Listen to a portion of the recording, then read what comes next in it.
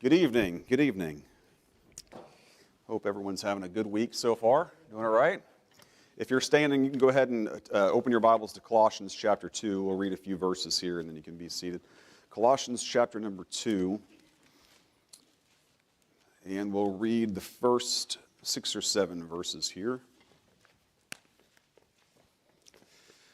Colossians chapter 2, verse 1 says, "For I would that ye knew what great conflict I have for you, and for them at Laodicea, for as many as have not seen my face in the flesh, that their hearts might be comforted, being knit together in love, and unto all riches of the full assurance of understanding, to the acknowledgement of the mystery of God, and of the Father and of Christ, in whom are hid all the treasures of wisdom and knowledge. And this I say, lest any man should beguile you with enticing words. For though I be absent in the flesh, yet am I with you in the Spirit, joying and beholding your order and the steadfastness of your faith in Christ. As ye have therefore received Christ Jesus the Lord, so walk ye in him, rooted and built up in him, and established in the faith, as ye have been taught, abounding therein with thanksgiving. And beware lest any man spoil you through philosophy and vain deceit, after the tradition of men, after the rudiments of the world, and not after Christ." All right, let's see. Brother Woodard, would you open us in prayer, please, sir? Lord, we just thank you for how good you are to us, Lord. We just thank you for this place, Lord. It's open in the middle of the week. We can come get some rest, Lord, and just hear your word preached. God, I pray for Brother Sam, Lord. Pray to fill him up, Lord, allow him to preach what you've laid upon his heart. Lord, pray the word would fall on open hearts and good soil. And God, pray just watch over us tonight. May you be lifted up and everything that's said and done. In Jesus Christ's name I pray. Amen. Amen. Amen. All right, so we are studying through the book of Colossians here. Preacher's been preaching in Colossians chapter 3. Look over at Colossians chapter 3 for just a moment. See verse 9 there. It says, "Lie not one to another, seeing that ye have put off the old man with his deeds, and have put on the new man, which is renewed in knowledge after the image of him that created him." Preacher's been preaching on a lot of these issues in chapter number 3, there's sins here, verse 5, 6, 7, 8, all of these things here. He's been preaching about those things here. So he's kind of already doing most of the work of this epistle, because that is really the heart of the epistle. Preacher tends to get right to the heart of the matter pretty quickly. Doesn't bounce around it too much. But I'm trying to go through the passage, and Preacher asked us to go through the passage or go through the book verse by verse. So we will get to chapter 3. Maybe we'll be able to just skip over it because Preacher's already covered it. But what Paul is doing here in this letter is he's setting up some theological things to understand, some things to know about God, about Jesus Christ, that when we understand those and when we apply those, we get the application in chapter 2, we get the application in chapter 3 and chapter 4. So we're kind of doing a little bit of setup here, and I've gone through chapter 1. If you remember, we went through that poem in verse number 15, chapter 1, verse 15, who is the image of the invisible God, the firstborn of every creature. And then verse number 18, he's the head of the body, the church, who is the beginning, the firstborn from the dead, that in all things he might have the preeminence. And the reason that Paul wrote this is so that we could have, and so that the young Christians in this church could have some understanding of some things that were different than how they were raised and different than how the world teaches things. So it's not, I don't want to give the impression that Christianity is some kind of just morals, do right, instead of doing wrong. Everybody knows that you shouldn't do these things. Everybody knows you shouldn't lie. Everybody knows you shouldn't steal. And, Christians, we just think that those things are good to do because we want to be moral people, good citizens or whatever.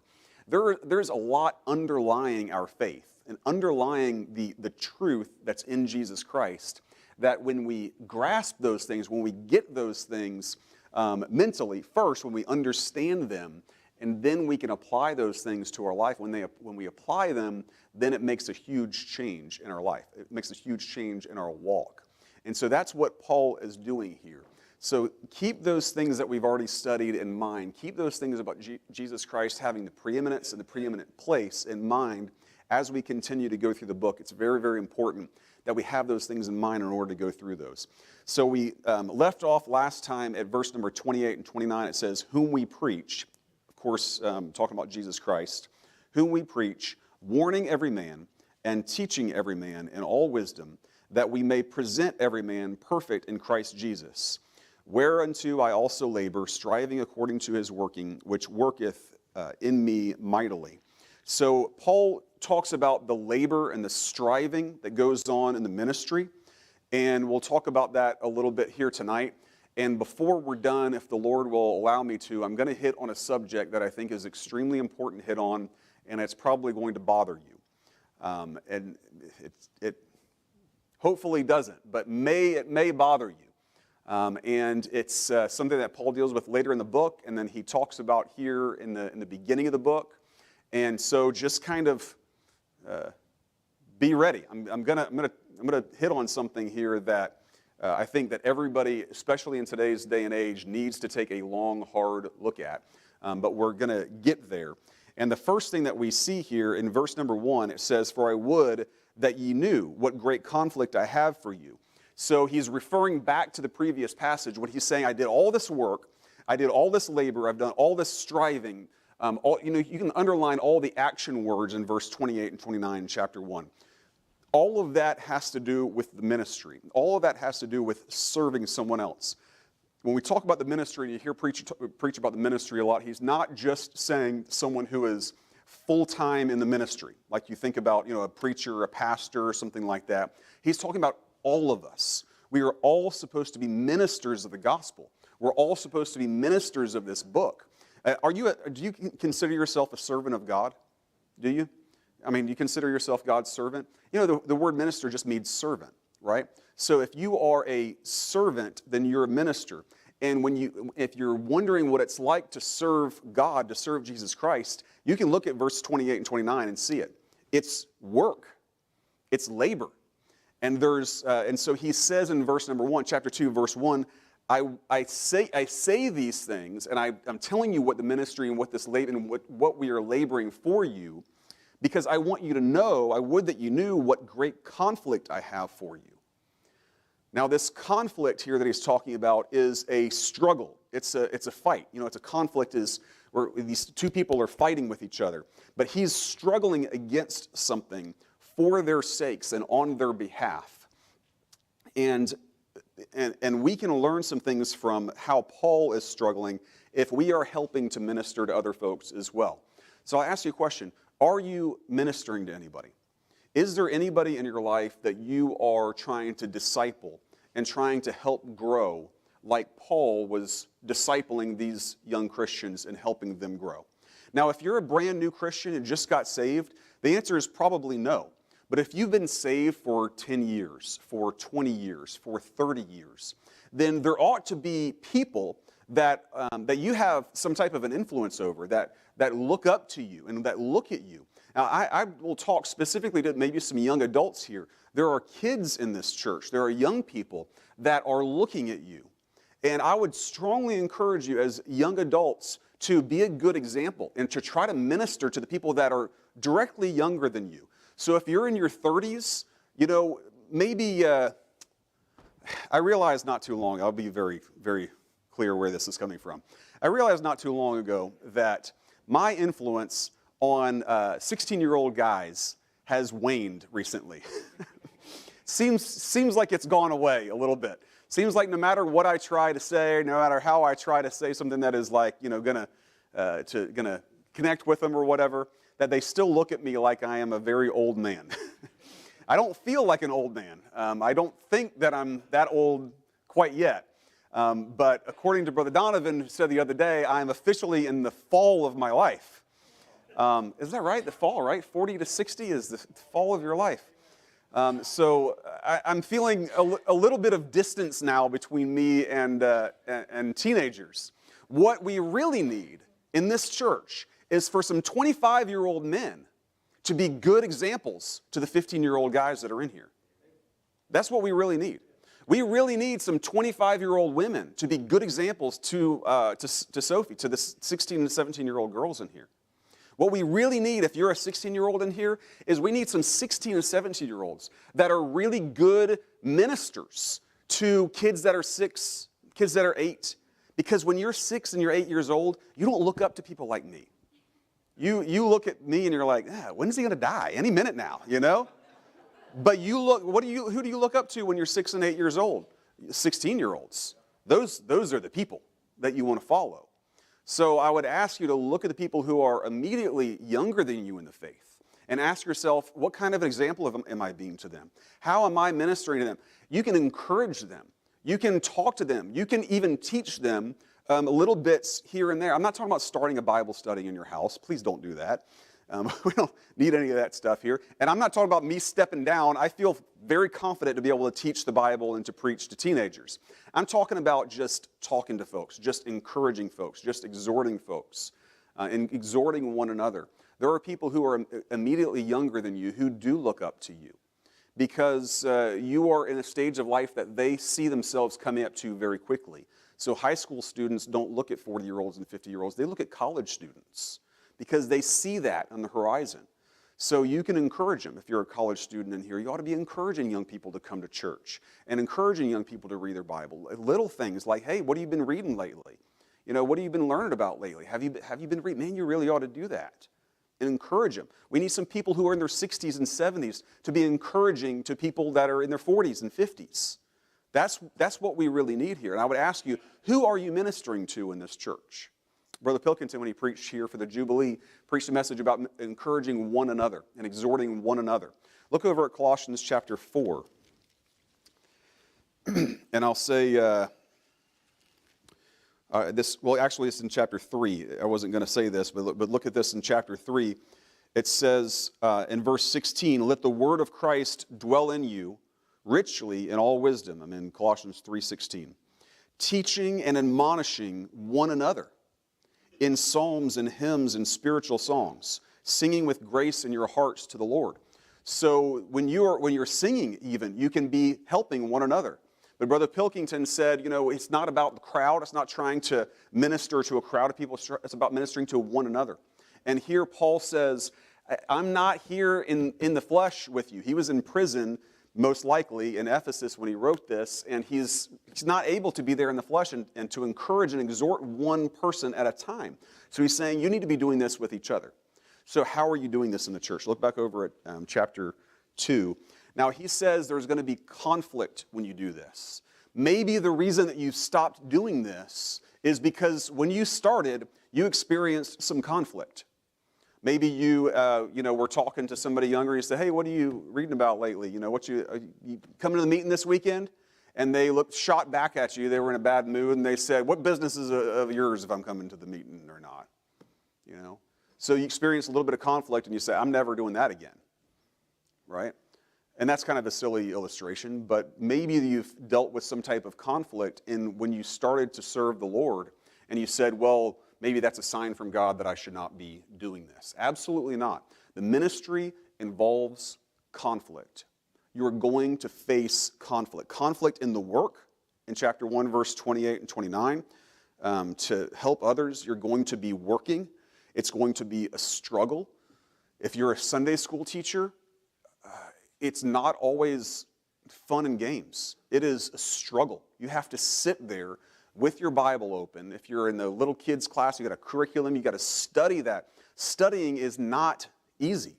Studying is difficult. And we come in here and sit and listen to preacher for an hour and say, man, we really studied. Or we listen to Brother Donovan, when he's going through the stuff on history and all that, and we say, man, that was really tiring. We studied a lot. How much did Brother Donovan have to study in order to give us that 1 hour? I mean, he studied for 8 hours to give us 1 hour, right? And so if you're going to be a Sunday school teacher, you're going to have labor in doing that. It's not going to be fun. Or you can be one of these losers of a teacher who just grabs something off the internet and comes in and preaches it, or teaches it, and you're done, right? No, you can expect there to be work there. You can expect there to be, Justin and Elizabeth have been helping us a lot with the young people lately, and they came to the winter camp a couple weeks ago. They came to something we did, like an event before that. I remember that they were helping out with. They came to summer camp. They've been doing a lot of youth camp stuff, or a lot of youth stuff lately. And this past event here, Elizabeth was helping Tara with food, and I went up in the in the kitchen, checking up on everything, and Elizabeth is standing there over the sink, and she's washing dishes. And I'm pretty sure whenever she went to the altar one day and said, God, I want to serve you, she probably wasn't thinking, I want to wash dishes, right? I mean, she probably didn't come to the altar and say, God, are there dishes for me to wash? She may have been thinking of having a deep conversation with somebody and really helping them with their stress. I don't know, I'm speaking for Elizabeth. Maybe she's like, yeah, I know exactly what it means to serve God. I was raised in it over in Monticello, and that's what we do. She didn't flinch. I said, you're up here washing dishes. And she said, well, I made them dirty. I need to wash them, right? She's not even worried about it. But you can't be surprised that the ministry is about washing dishes. The ministry is about vacuuming floors. And the ministry and serving others, it's just work. Brother Heiko was just talking about how they were in here with scaffolding today. Scaffolding all the way to the ceiling, dusting the lights off the ceiling up there. It's just work, But y'all appreciate not looking up there and having cobwebs around the lights, right? Or he was up there. They didn't do it to dust it. They did it to change the lights. But they're up there. They're doing work. Is what I'm saying. They're changing the light bulbs. They're pulling scaffolding around. It is just work. That is what ministry is. So you have to be ready for this. Look at verse number 24, chapter 1, verse 24. It says, "Who now rejoice in my sufferings for you." Well, verse 23 at the end, he says, "I, Paul, am made a minister, who now rejoice in my sufferings for you, and fill up that which is behind of the afflictions of Christ in my flesh for his body's sake, which is the church." That is, he had some conflict in the flesh where he was being thrown in jail and persecuted for what he was preaching. You're going to face conflict from people who don't want you to serve God. I mean, you're going to have people in your family, you're going to have people in the church, you're going to have people, that you thought would love it that you were serving God, and they've got opposition to you. They don't think that you should be doing what you're doing because they've got some kind of thought in their head about something, and they're going to tell you about it. And you're just going to have to face that. Don't be surprised when that happens. That's normal. That's normal ministry. That's standard stuff. It's to be expected. Look at verse number 9 in chapter 1. He says, "For this cause we also, since the day we heard it, do not cease to pray for you, and to desire that you might be filled with the knowledge of his will and all wisdom and spiritual understanding." So you're going to face some conflict in prayer.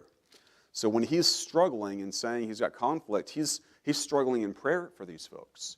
And so if you're going to be a minister, if you're going to try to serve somebody else, you're going to have conflict in prayer. You're going to have to struggle in prayer for these people. We have a prayer list out there. I would encourage you to pray over it. I would encourage you to pray for one another, to help one another. Pray for me. Pray for our preacher. Pray for the kids in here. Pray for the old folks in here. Pray for the young folks. Pray for everybody in between. We've got to be praying for each other. But it's a struggle to pray, isn't it? It's a struggle to pray for more than 5 minutes. But that's a struggle that we've got to go through. And it's not just a matter of struggling against the flesh. Sometimes it's struggling with God in prayer. Trying to find what God's will is, trying to find how you're supposed to best serve him. John Wesley wrote a song one time called "Wrestling Jacob." And the whole thing was about the story in the Old Testament where Jacob is wrestling against God. The reason that Jacob's called Israel is because he wrestled against God, and God said, "You've prevailed, you've got power with God." So that's what Israel means, a prince of God. You've got power with God, right? And so he's struggling. Jacob is wrestling with God in the Old Testament, and John Wesley writes this song, and I think that there's something like 12 verses of this hymn, or 15 verses of the hymn. In your hymnal, that's not all the verses that they wrote in there. A lot of times there's just many, many more verses. They just put the ones that they could fit in the hymnal in there, right? So John Wesley wrote this hymn called "Wrestling Jacob." And the whole thing was about how he wrestled with God over his own salvation, over his sanctification, over his holiness, over how he was serving God. And whenever he died, I think it was actually Charles that wrote the song.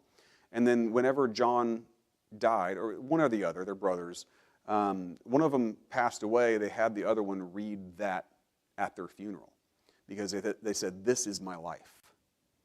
The Wesleys, the founders of the Methodist Church, they said, my life, at my funeral, the eulogy, and what I want you to read is a song about struggling with God.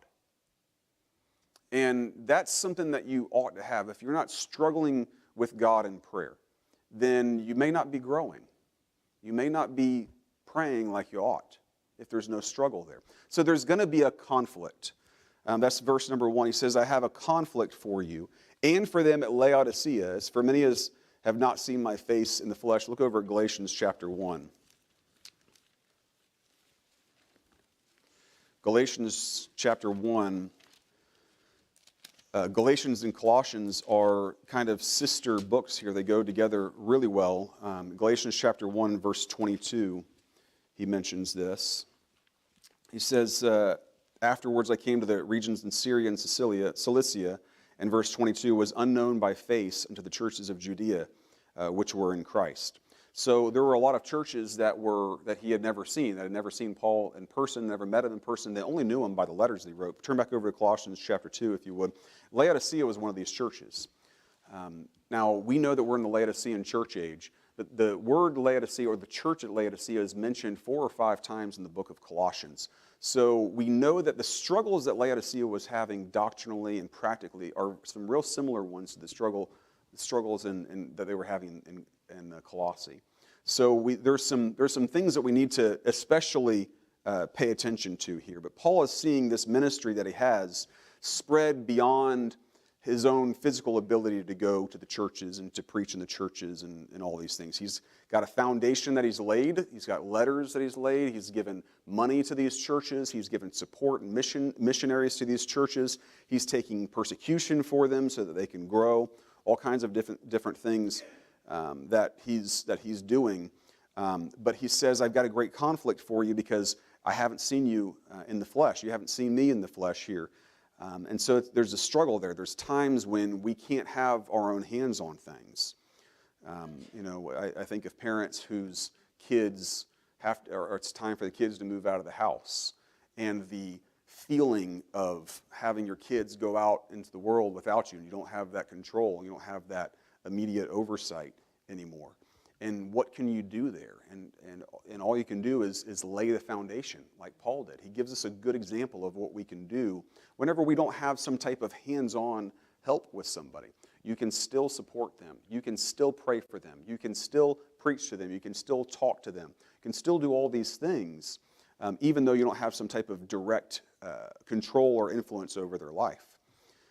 So look at Colossians chapter 2, verse number 2.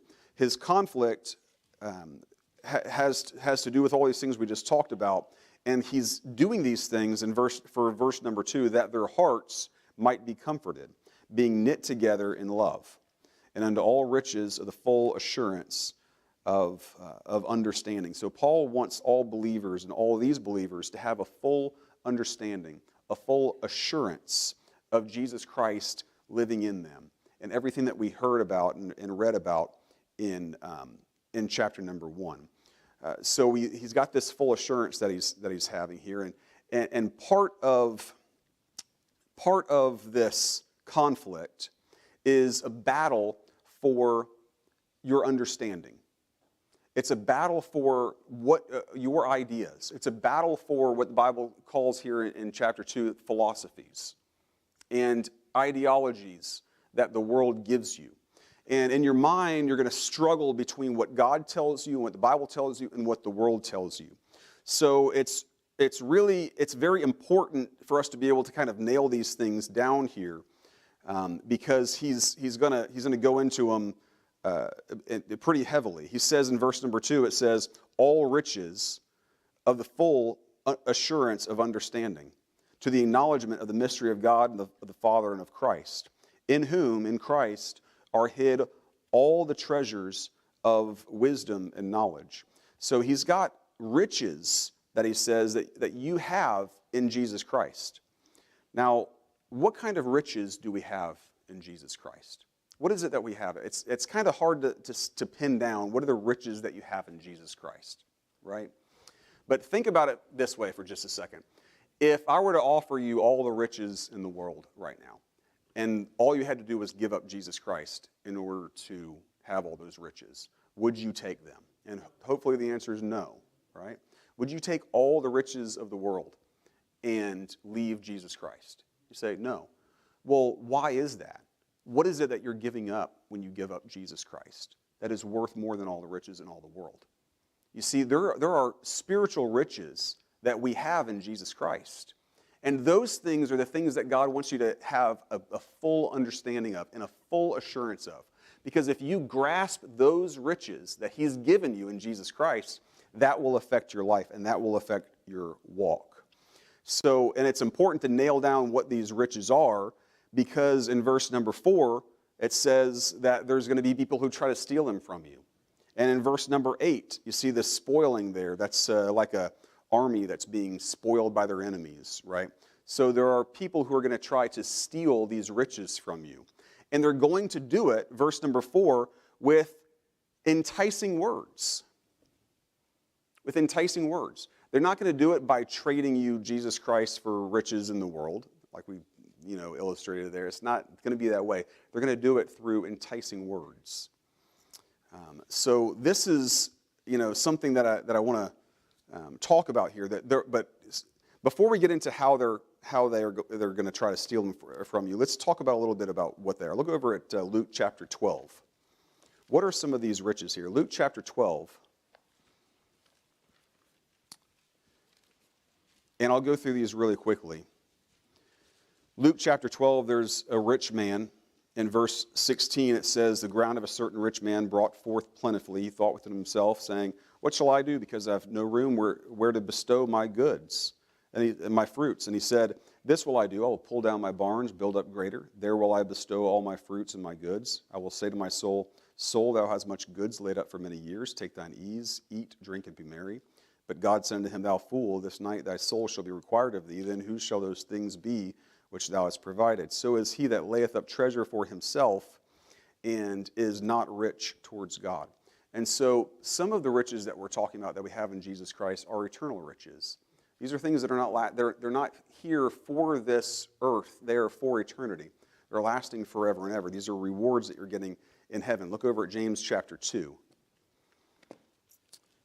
Look at James 2. I'll show you just a couple of verses here on some of these riches.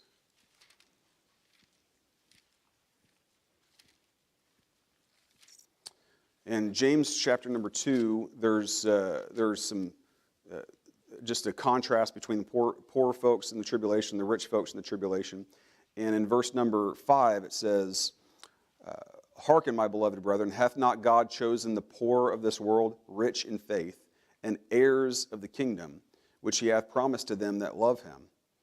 And so there's some comfort there. There's some comfort for folks that are poor in this world in Jesus Christ, knowing that they are heirs of the kingdom. That being poor is not something that's permanent here on earth. If you're a Christian, struggling with just providing is not going to be something that's forever. It's something that's temporary. And when you get to heaven, all those struggles are taken care of.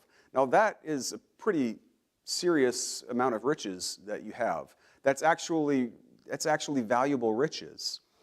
If I told you you can struggle for your whole working years until you're 55 years old, and then you're going to retire and you're going to be wealthy beyond your wildest imagination at 55 years old, you might be willing to be able to put up with a bunch of junk while you're working until you're 55, knowing that you've got something laid up for you once you retire, right? And that's part of the whole thing about saving up for retirement. And so what Paul is saying here, and what James is putting out here, is that God has chosen that just because they're poor in this world doesn't mean they're not going to be rich one day. And that is actually rich. That is actually being able to do anything that you want, being able to go anywhere you want and not have to worry about any of these things. These are riches that you have in Jesus Christ. And that kind of understanding gives you a hope and gives you a comfort in spite of physical struggles with money, which most of us have at one point or another. Look over at Romans chapter number 15. Romans chapter 15, we're getting into some of the things that you have right now. Not just something you're looking forward to, but something that you have right now. Romans 15, verse number 13, says, the God of hope fill you with all joy and peace in believing, that you may abound in hope, through the power of the Holy Ghost. So there's no matter what's going on, no matter what type of problems you have, no matter what your circumstances are, in Jesus Christ you have joy. In Jesus Christ you have peace. And that is how valuable is being able to have joy going through trouble. How valuable is it being able to have peace going through trouble? These are riches that you only have in Jesus Christ. You don't have these in the world. The world has no answer for this. And I've got another verse, but I think I'll leave it off there. Look back over at Colossians chapter 2. There are all kinds of spiritual riches, but these riches are for your soul. They're not necessarily for your flesh. We're not talking about prosperity gospel here.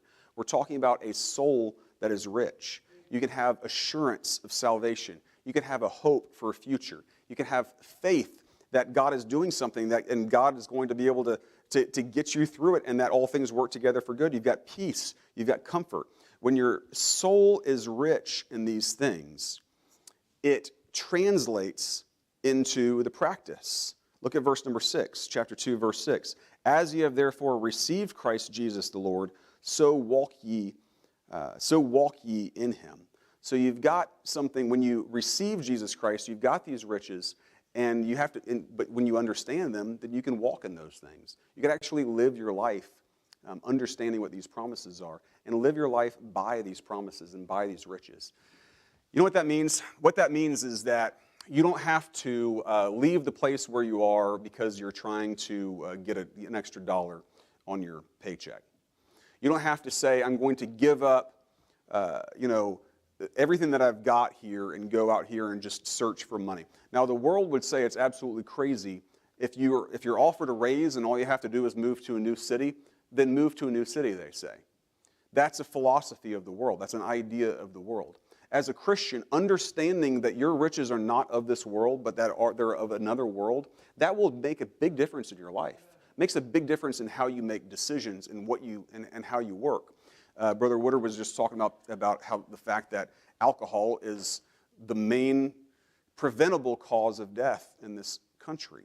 And for a Christian, it ought not be so. You ought not be searching for peace or searching for comfort in some type of substance, because you have all the peace and all the comfort that you could ever have in Jesus Christ. I have a hard time believing that someone who's searching for peace and comfort in a bottle is also has a full assurance and understanding and a full faith of Jesus Christ, because you just don't need it anymore. You're abounding in peace. You're abounding in joy. And unless there's some type of physical addiction going on, you just don't need to turn to those things to get that anymore. So these things affect how you live your life. Young people, it affects who you're going to marry. It affects what you're going to do for work.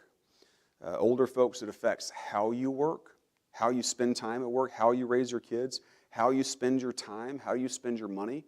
These are things that when you get these ideas in your mind and get settled in an assurance of these things and who Jesus Christ is, it translates into the work and translates into your walk.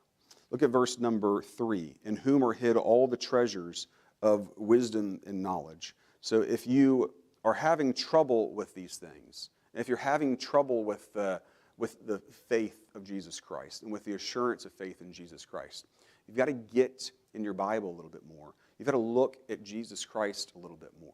You've got to study Jesus Christ a little bit more, because all of those things that you need are hid in him. All right? Now look at verse number 4, and we'll get into something that I was talking about a little bit earlier here. Verse number 4, this I say, lest any man should beguile you with enticing words.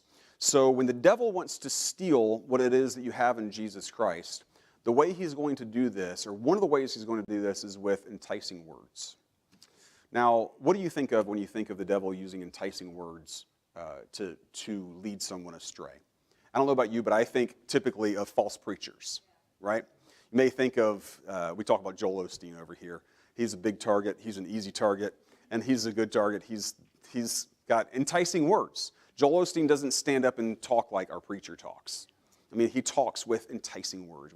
So listen, all you have to do is listen to him. Go listen to a sermon of his. Don't do it.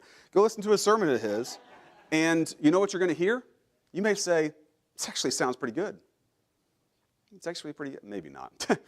But you may listen to one of these modern preachers and say, this sounds pretty good.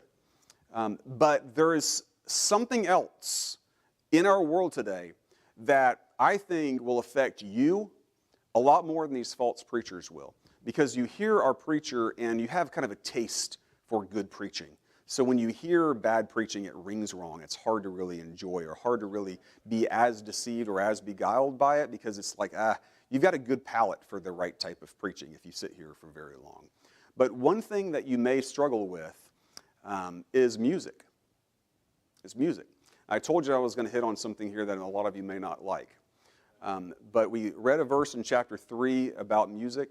And I'll tell you right now, music is probably, if I had to say what is the one thing that is affecting people in our world, and even in Christians, more than anything else, and deceiving them with enticing words, I would say it's music. It's the music that we're listening to. So let me read something to you here. This is not Brother Sam talking about music. This is a modern day philosopher, a guy who writes books, who does all kinds of media about philosophy, trying to get people to follow worldly philosophy and learn about. He's a philosophy teacher, right? This is what he says about music. When pop music started in a big way in the 1960s, it seemed at times like an especially silly medium, favored by hormonal schoolgirls and connected with delinquent and tediously bizarre behavior, right? You think of the Beatles and all the music of the 60s and the hippies and all that. It seemed really crazy when it first came out. By contrast, philosophy had a reputation for being deeply serious and impressive, the natural home of the big ambition to understand ourselves and to transform the world through ideas. But since the 1960s, now remember, this is not me saying this. I'm reading off of what a philosophy teacher says about this, a leading philosophy teacher. But since the 1960s, philosophy has stalled and pop music has conquered the world. It's now the foremost medium for the articulation of ideas on a mass scale. This explains why, if it's to survive, philosophy must study pop. Part of its salvation lies in understanding pop's techniques so as to become, in crucial ways, a little more like it. Now, philosophy is jealous of what pop is able to get across in ideas. There are a host of critical lessons of that philosophy can learn from pop. For start, pop teaches us about charm. The great songs are bewitchingly, dazzlingly charming in the manner in which they get their message across. They know exactly how to wear away our defenses and enter our imaginations with easy grace. That's Colossians 2, beguiling you with enticing words. It's a reminder that it isn't enough for ideas to be correct. For them to become powerful and deliver on their promises, they need to know how to win over an audience. Pop is the most seductive force the world has ever known. It has more and more devoted adherents than all religions put together. All you have to do is look up a pop song on YouTube and see the amount of views that it has. There's not a sermon that has as many views as a random pop song. Taylor Swift songs are hundreds of millions of views. You say, we're saying, what's really wrong with a Taylor Swift song? Here you got a girl singing about love and breakups, and falling in love and breaking up, and falling in love and breaking up. This is what's really a big deal about that. Okay? It has more and more devoted adherents than all religions put together. It's more deeply loved, more trusted, and a more constant companion in our joys and sorrows than any other art form. Pop teaches us about compression. It knows our lives are busy, and it has an extraordinarily ambitious sense of what could be achieved in just a few minutes. Like all other art forms, it's trying to communicate ideas. So please don't tell me that, I just listen and it's not, I don't listen to the words, I don't really care about the words. Folks, the whole idea of the art form is to communicate an idea. The whole reason that it's there is it's trying to get an idea across to you. But, he says, it bypasses the resistant intellectual parts of the mind. All the usual obstacles to reaching another person are stripped away in the name of visceral intimacy. Pop achieves what philosophers were attempting and spectacularly exceeds all of them. Like religion, it knows that repetition is key. It works its effect through being heard again and again.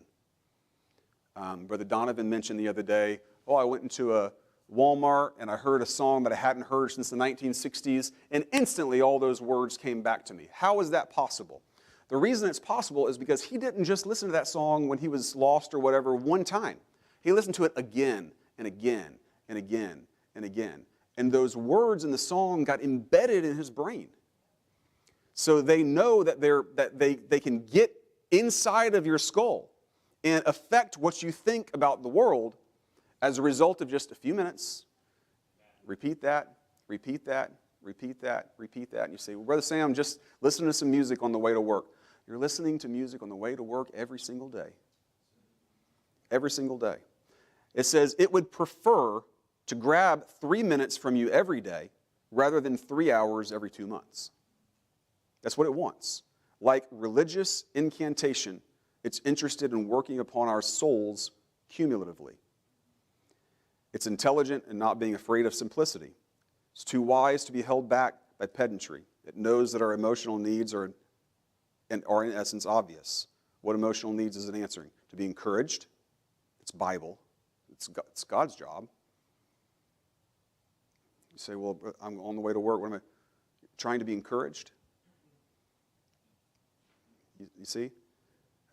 It's to be encouraged, to have companionship. That's God's job. To be made happy. It's God's job. To be reassured when we're alone. To be told something beautiful and uplifting.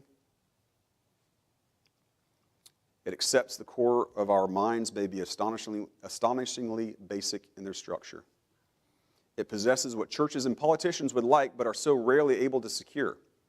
It's worked out how to generate shared moments of deep emotion about important things. In a concert stadium, the singer functions as a high priest, for whom the flock might be ready to make major sacrifices. They would, in their frenzy, be willing to go anywhere. So the devil is using enticing words.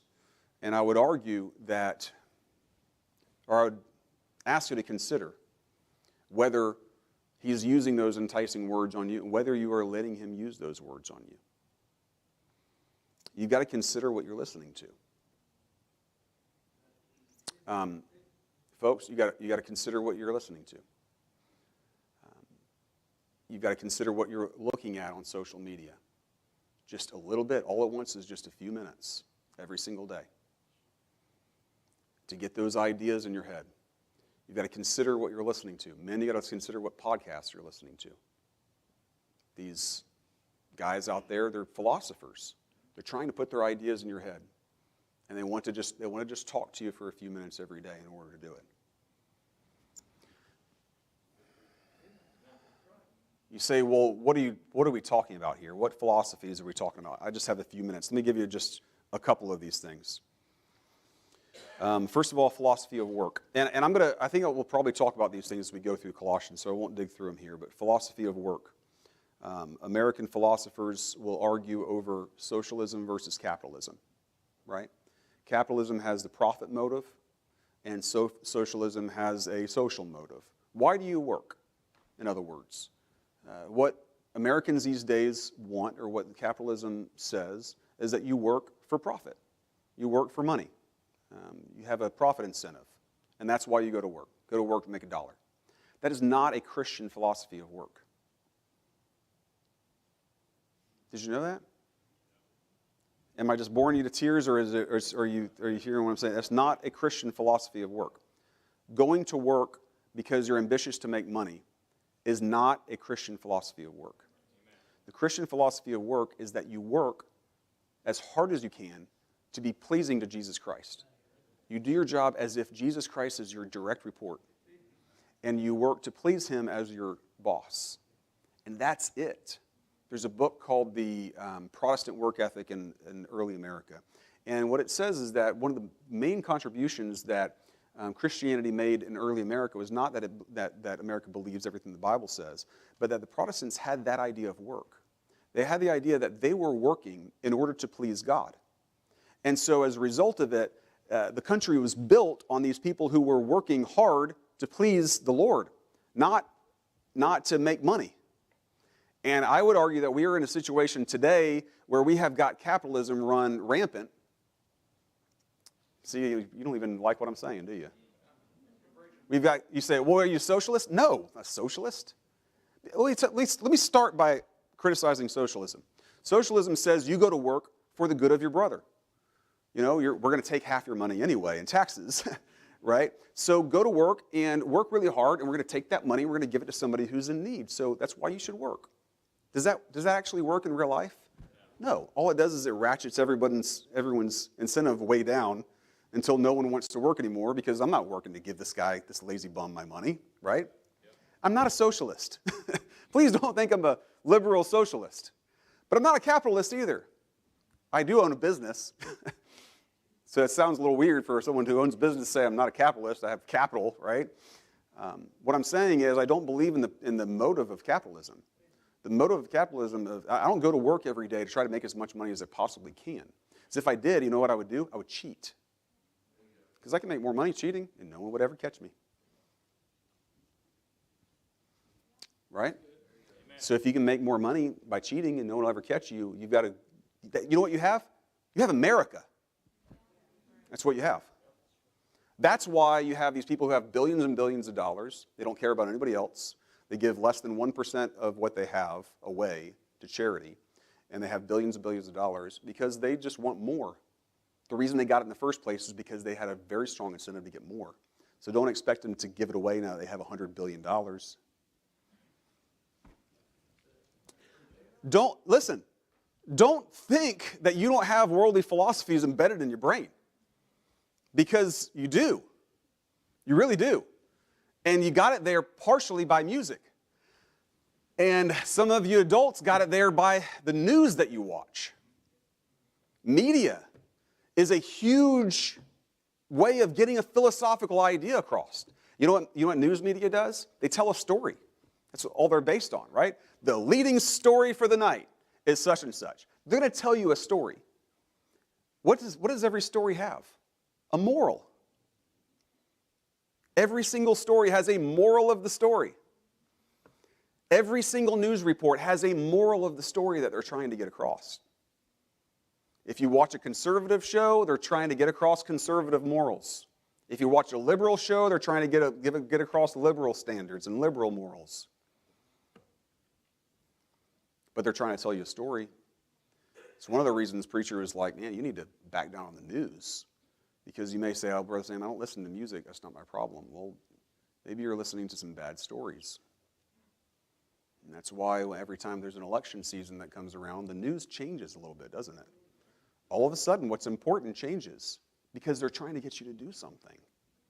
They're trying to get you to change your behavior by what you listen to.